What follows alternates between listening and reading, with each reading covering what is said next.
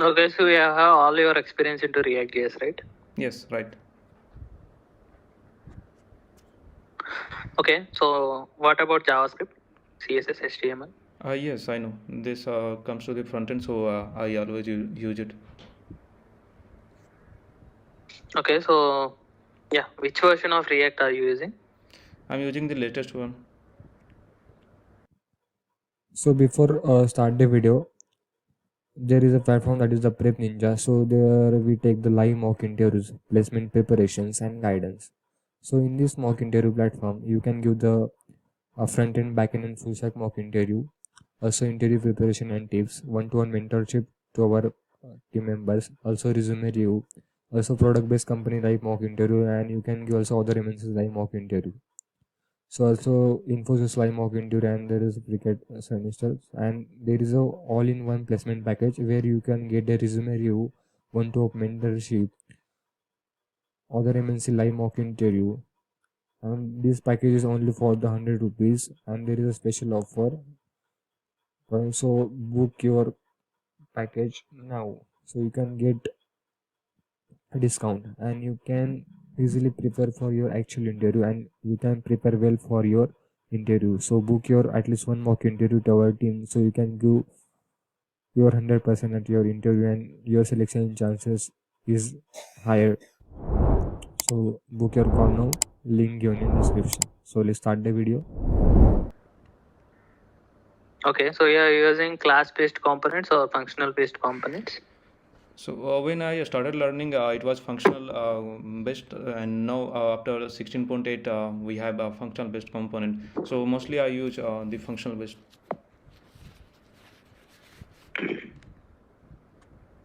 Okay, yeah, so let us start with JavaScript.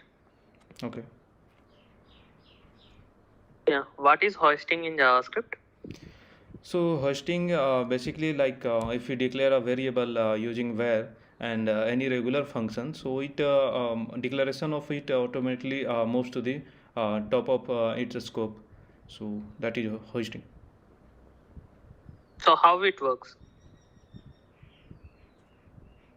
Like how it works? Will hoisting work with all the variables? No, no, no, only var. Okay, so not why other things? No, after ES6 introduced latent const, it does not work. Those are the block scope. Okay, what is difference between let and where? So the main difference is like where is functional scope and late is block scope.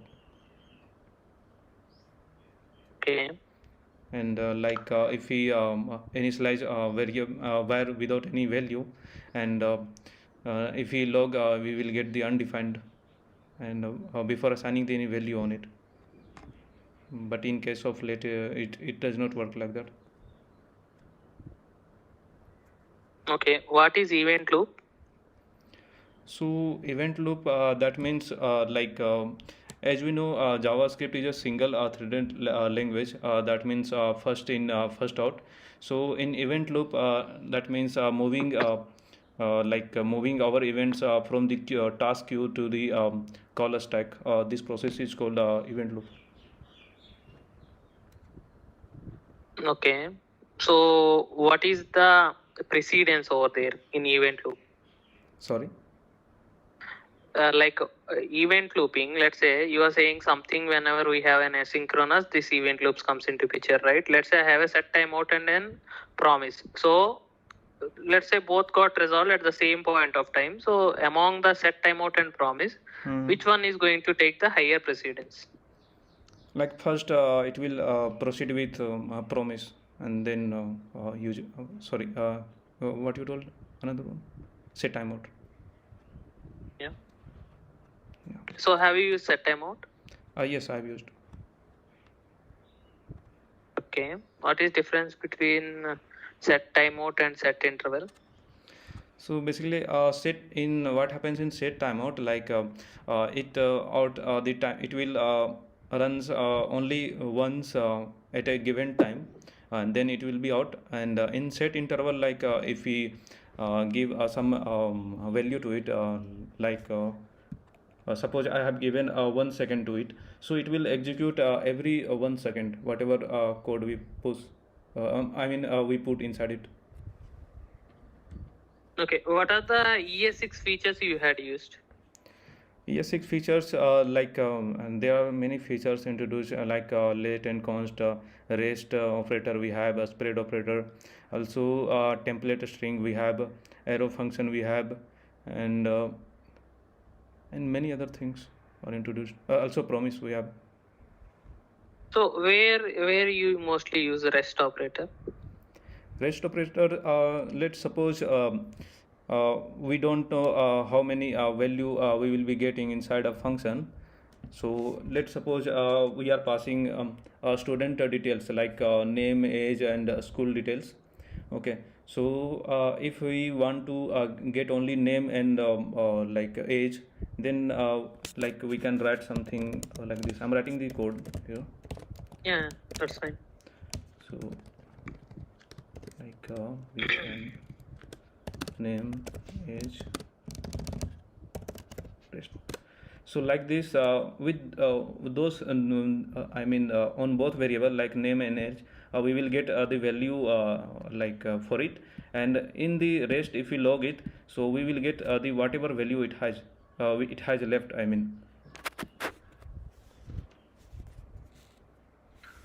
Okay. I want to check like whether a particular string is a palindrome or not. So how would you be able to do that with JavaScript? So have you heard of array.reverse? Sorry, add array dot Reverse. reverse. Yeah. Yes, I've heard. Now what is the purpose of it? So we can reverse we can reverse the any element inside it. Mm-hmm. So what is meant by shallow copy and deep copy?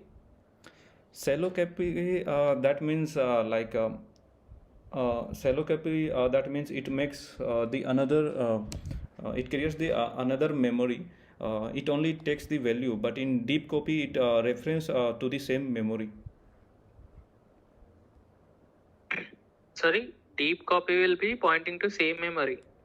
Yes, it will reference to the same memory.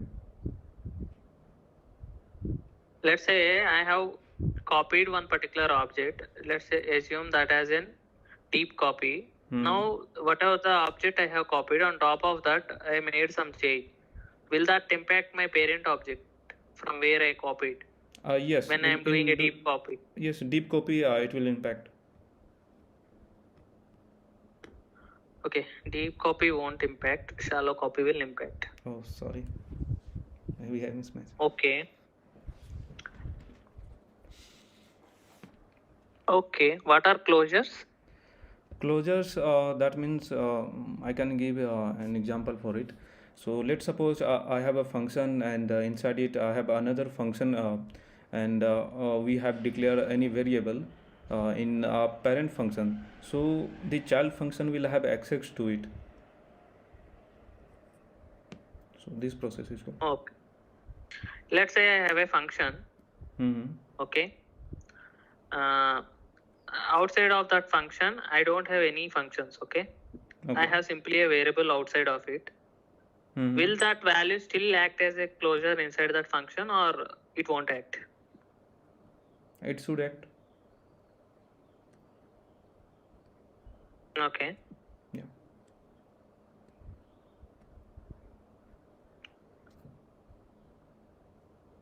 Okay. Have you used reduce functions in JavaScript?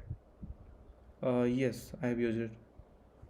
What is the purpose of it? I mean, what is the difference between map and reduce? So what happens in map, we can make changes to the every element of the array using map function, and in reduce so in map function it also returns the array. Let's suppose if we have a value 1 2 3 4 and we want to multiply every element, so using map function we can achieve this, and it will return the array. In reduce, what happens on it? It will return the single value, whatever process we put inside it. Let's suppose, we can say,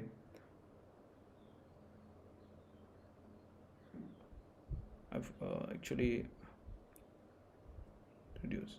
Yeah. Let's suppose if we want to count the all elements of the array, so using reduce we can achieve it. It will if we want to add all elements, so it will return the added value. Like what are the parameters a reduce function accept? Parameters first, it will have a value and then index. Okay. Yeah, okay, then that's fine. Let's move to. So, have you worked on promises?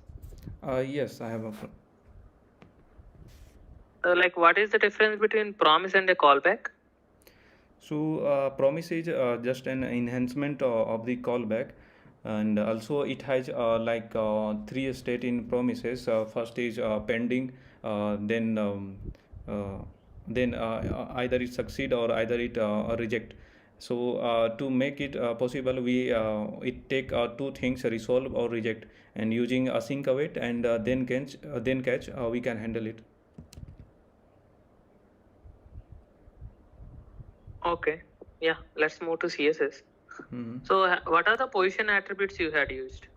Position absolute I've used, relative, fixed, these things I've used. What is the difference between them? Okay, so position fixed, that means any element, any HTML element, if we put position fixed, so it will stick to that position.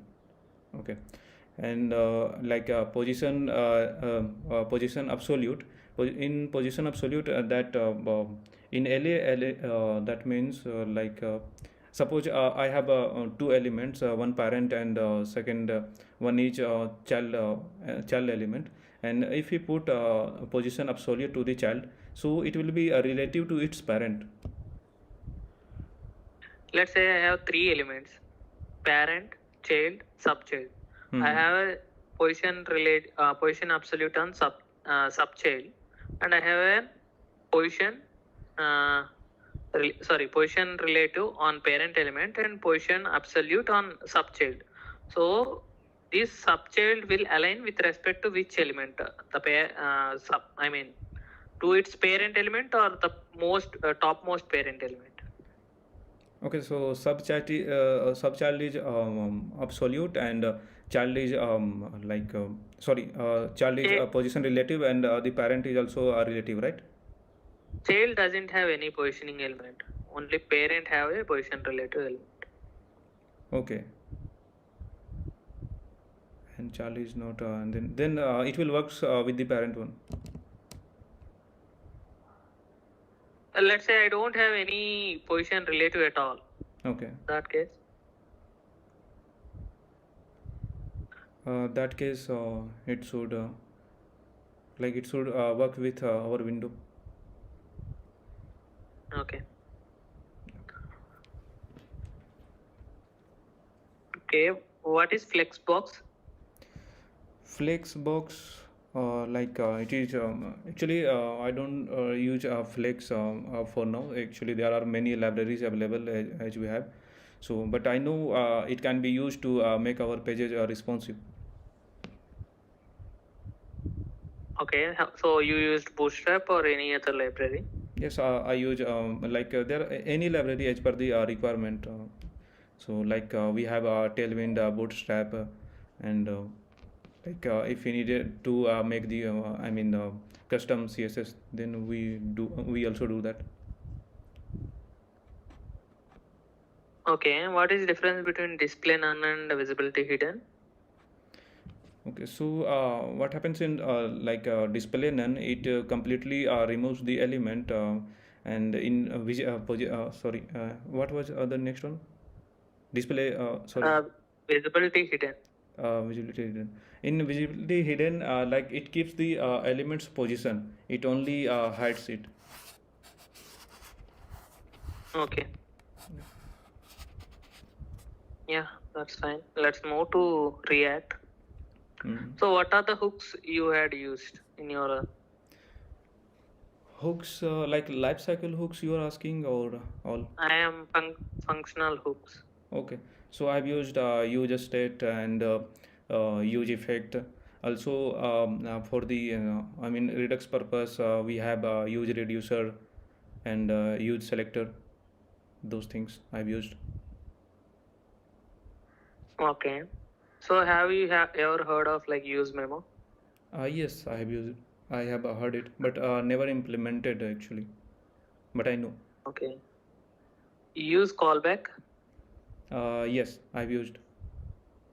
Or what is the purpose of it? Use call. Sorry. Actually, I haven't used use callback. Can't say. Okay. It's okay. It's fine. What are the class based lifecycle methods Okay, so in React? So basically there are three phases. One is mounting, and second one is updating, and third one is unmounting. So in class based component, like for the mounting purpose, we write component did mount, and for the updating, we write component did update, and for the unmounting, will component unmount. There will be few other methods as well, right? In mounting and updating and Yes, what like exactly gets called first whenever a component gets loaded? it's Class, let's say, component did yeah. mount. So like my whenever my class based components first get loaded, so you are saying like it component it mount, right? Yes. So when will the constructor method get called in this particular scenario? Sorry, first it will be constructor, then actually I'm telling about those three phases. So and after that it will call component mount. So before it will consider a constructor. Okay, so then get derived state from props. Sorry. Get derived state from props. Have you heard of this method? I guess no. Like you are asking about it, or like what how it works, you are telling. No, in life cycles there is this particular method also. This also gets executed. I guess I don't remember. Actually, mostly I work Okay. on functional based, so I forget actually about the class based. So how you would be able to achieve component did mount in functional based component?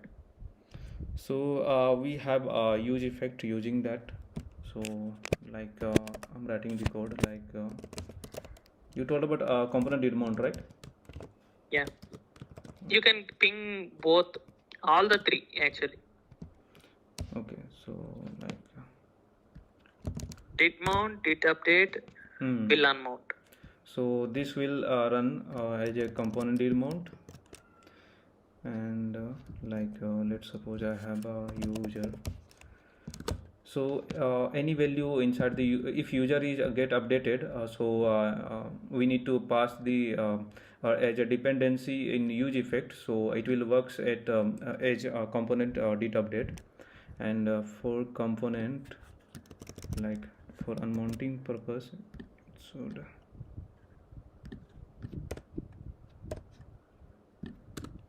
sorry, actually inside it all we need to do is we have to return. Okay, that's fine. Okay, so have you heard of like pure components? Yes, I have heard.